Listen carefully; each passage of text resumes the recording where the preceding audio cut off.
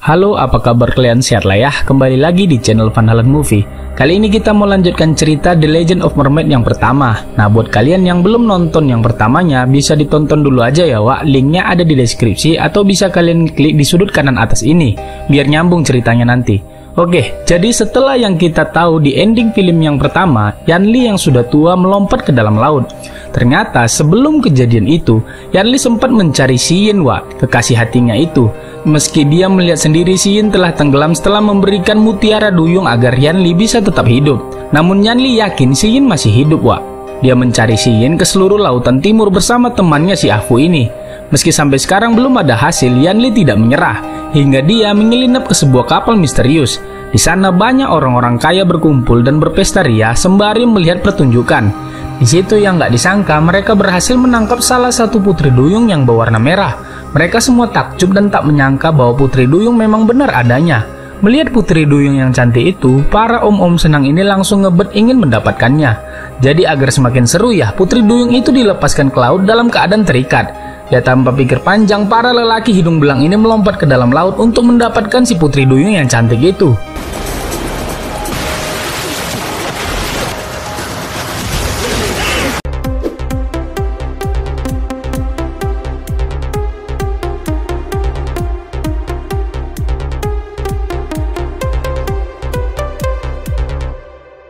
Lalu tiba-tiba Yanli melompat ke dalam laut dan menghajar para lelaki hidung belang itu. Nah, yang hebatnya Yanli memiliki kekuatan seperti putri duyung setelah mendapatkan mutiara duyung dari Xiyin. Dia bisa bernapas dalam air dan memiliki kecepatan berenang layaknya ikan duyung. Wah, jadi kayak Aquaman dia ya. Setelah menghajar habis para pria hidung belang yang di dalam air, Yanli membawa kembali si putri duyung merah ke atas kapal. Ternyata dari tadi Yanli udah tahu bahwa si putri duyung merah ini berpura-pura. Lalu tiba-tiba Yanli diserang oleh seorang pendekar bertopeng dan bertarung dengannya.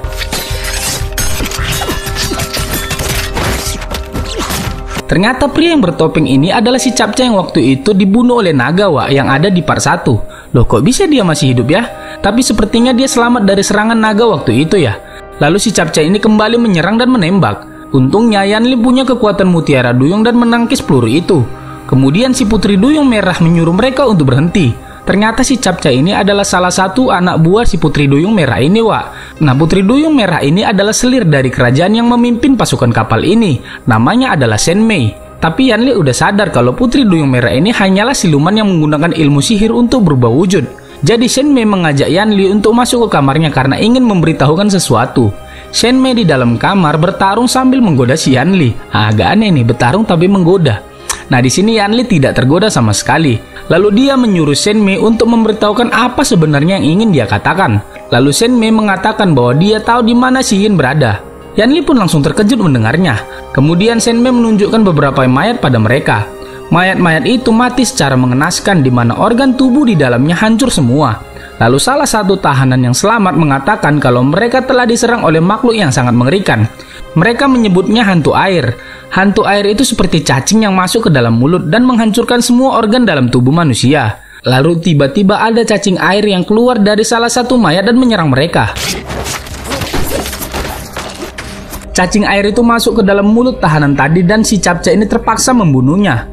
Lalu Shenmei menjelaskan tentang asal-usul makhluk itu. Cacing air ini berasal dari akar naga yang menjaga mutiara kuno. Lokasinya ada di pulau para putri duyung tinggal. Nah, jumlah hantu air ini sangat banyak, bahkan bisa mencapai ribuan. Dan itu akan membahayakan orang-orang yang tinggal di lautan timur. Mereka harus ke sana untuk kembali menidurkan sang naga agar tidak mengeluarkan lebih banyak lagi cacing air. Namun pulau yang mereka ceritakan itu dikelilingi badai petir yang sangat besar. Untuk memasuki pulau itu, mereka butuh mutiara duyung yang ada di tubuh si Yanli ini Wak. Jadi mereka meminta bantuan Yanli menemani mereka dalam perjalanan dengan tujuan agar orang-orang yang di laut timur bisa selamat dari serangan cacing air ini. Selain itu, Shenmei juga menjelaskan Xiyin kemungkinan besar ada di pulau itu juga. Akhirnya Yanli pun setuju untuk membantu mereka Wak. Singkat cerita, mereka pun menuju ke sana. Dan benar saja mereka melihat pulau yang dikelilingi badai dan petir yang sangat kuat. Yan Gongzi, kan ni. Lalu secara diam-diam Yanli dan Afu pergi duluan menggunakan kapal yang lebih kecil. Karena Yanli punya mutiara duyung, jadi mereka pun dengan mudah masuk ke dalam pulau itu. Sesampainya di sana, Yanli dan Afu melihat banyak sekali putri duyung yang sedang mandi-mandi. Ternyata yang dikatakan Senbei benar bahwa ini adalah pulau putri duyung tinggal. Dan yang tak disangka, Si Yin juga berada di situ, Wak. Namun yang anehnya, Si Yin tidak berwujud putri duyung melainkan manusia biasa.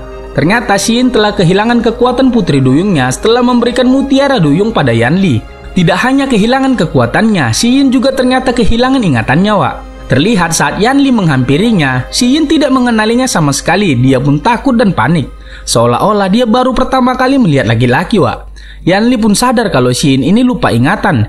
Yanli sangat sedih ketika melihat wanita yang dia cintai tidak mengenalinya sama sekali. Yanli mengatakan kalau Si Yin telah menyelamatkannya dulu dan memberikan mutiara duyung padanya. Di situ Si Yin malah nggak percaya sama sekali, Wak, karena Yanli nggak punya ekor. Lalu tiba-tiba mereka berdua pun ditangkap oleh para putri duyung.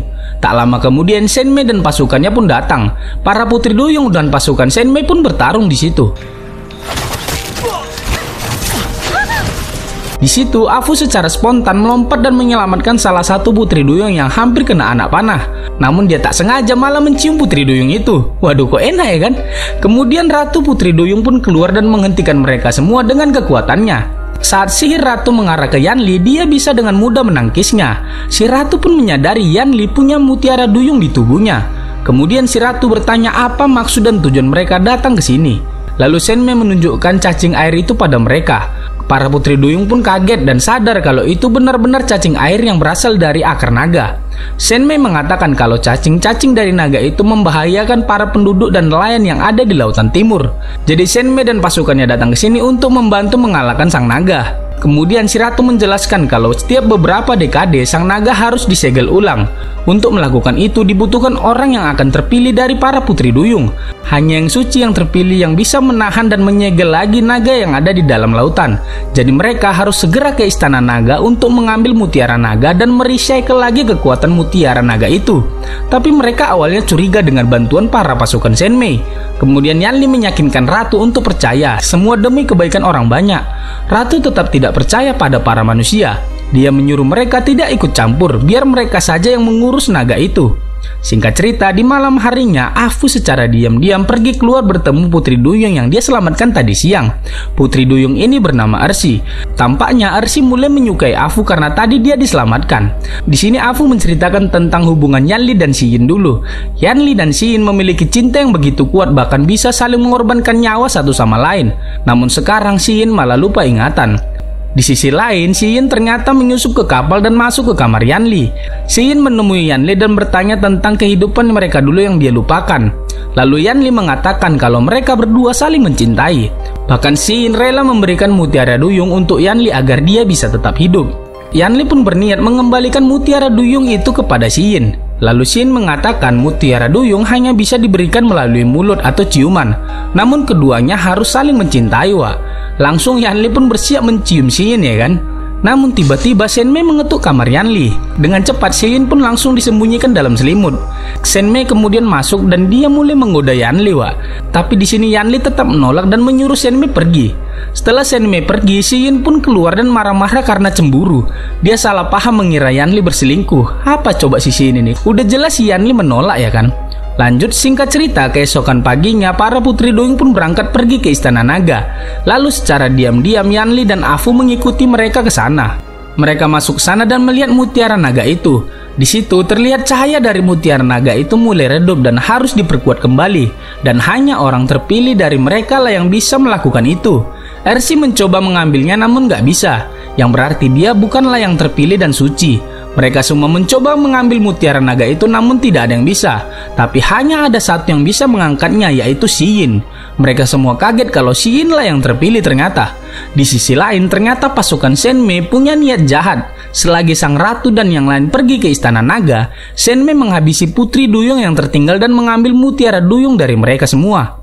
Di situ si Capcay nggak tega sebenarnya membunuh anak kecil, tapi malah dia ditertawakan oleh si Kecap ini.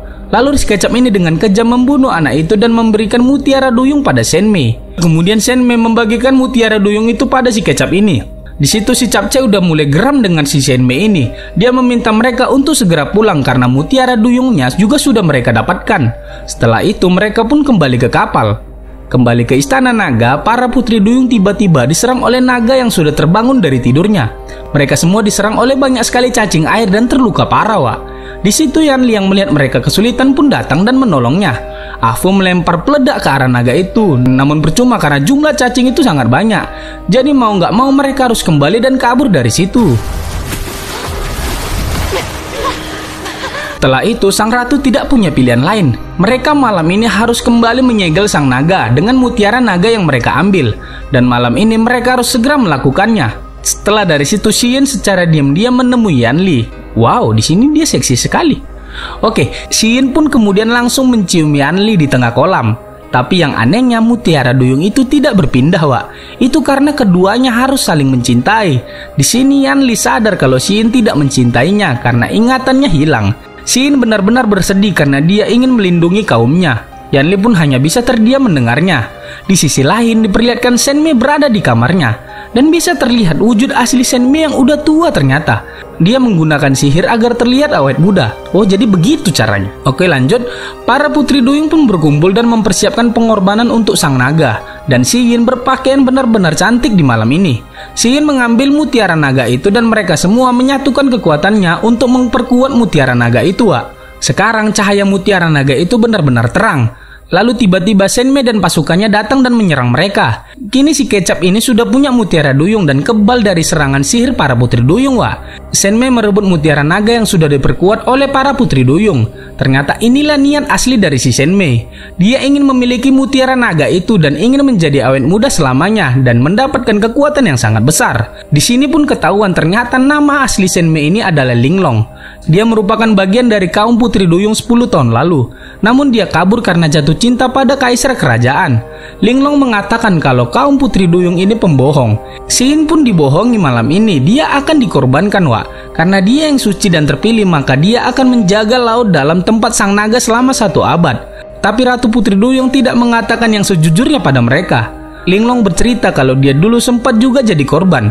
Tapi dia kabur dan sekarang dia ingin kekuatan dari mutiara naga itu. Kemudian Linglong pun memakan mutiara naga itu dan sekarang kekuatannya benar-benar tidak tertandingi. Dengan cepat Yanli membawa kabur sang ratu yang terluka dan yang lainnya. Di situ sang ratu meminta maaf karena tidak mengatakan yang sebenarnya dari awal. Xiyin juga menyadari kalau ingatannya hilang bukan karena mutiara duyungnya hilang, tapi sang ratu lah yang membuat Xiyin lupa ingatan. Hal itu karena dia tahu cinta membuat mereka terpuruk dan terluka, dan dia nggak mau Xiyin menderita karena cintanya. Sekarang ratu juga mengalami hal itu, Wak. Dia benar-benar merindukan pria yang dia cintai dulu bernama Yulang. Ratu sekarang benar-benar sekarat dan mulai berhalusinasi. Dia mengira si Yanli ini adalah Yulang, kekasih hatinya dulu. Padahal bukan. Di sini Yanli sadar kalau ratu dalam keadaan sekarat. Dia pun berpura-pura menjadi Yulang agar si ratu senang untuk terakhir kalinya. Kemudian di pelukan Yanli, sang ratu menghembuskan napas terakhirnya. Mereka semua bersedih dan menguburkan sang ratu ke dalam lautan yang luas.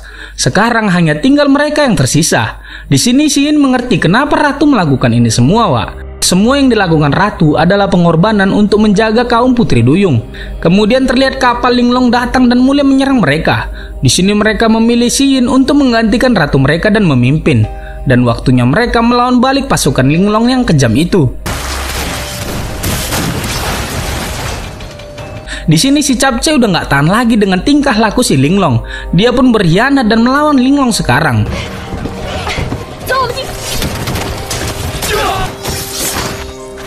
Combo epik dari Yanli dan si Capcay mampu mengalahkan para pasukan Linglong. Melihat pasukannya udah kalah semua, Linglong turun ke istana naga untuk memanggil sang naga. Yanli dan Xiyin tidak membiarkan hal itu dan mengejar Linglong. Namun Linglong yang sudah punya kekuatan mutiara naga terlalu overpower. Bahkan dia bisa mengendalikan cacing-cacing air itu, Wak. Xiyin dan Yanli pun tidak berdaya dan dihajar habis-habisan oleh Linglong. Yanli terlempar ke dalam laut dan sekarat. Xiyin yang melihatnya pun dengan cepat mencoba menolong Yanli, tapi dia malah kehabisan nafas. Sementara itu Linglong memanggil sang naga dan membangkitkannya. Tapi di luar dugaan, sang naga mengambil kembali kekuatan mutiara naga itu dari dalam diri Linglong. Dan sekarang dia kehilangan semua kekuatannya. Wujud aslinya Linglong pun keluar dan dia tidak berdaya. Sementara itu, cacing-cacing besar Alaska mulai naik dan mengelilingi pulau. Di sisi lain, Xin dalam kondisi sekarat mengingat kembali semua ingatannya yang dulu, Wak. Dia pun tersadar sangat mencintai Yanli dan menciumnya. Mutiara duyung itu pun seketika kembali ke Xin dan Yanli juga bisa selamat.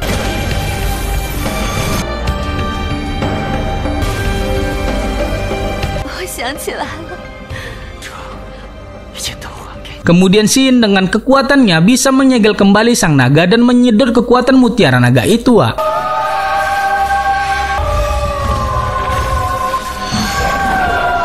Linglong benar-benar terkejut kok bisa Xin melakukan hal itu.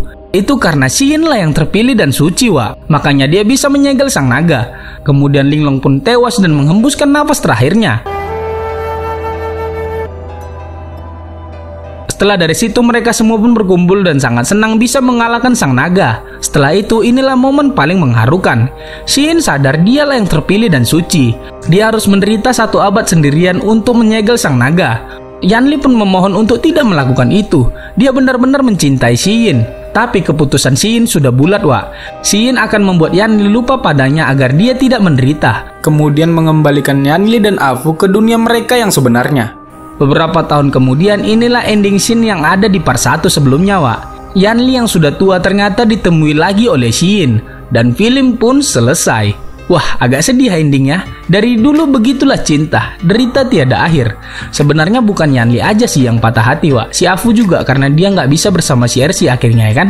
Oke, jadi demikianlah cerita film The Legend of Mermaid yang kedua. Sampai jumpa di video selanjutnya. Bye.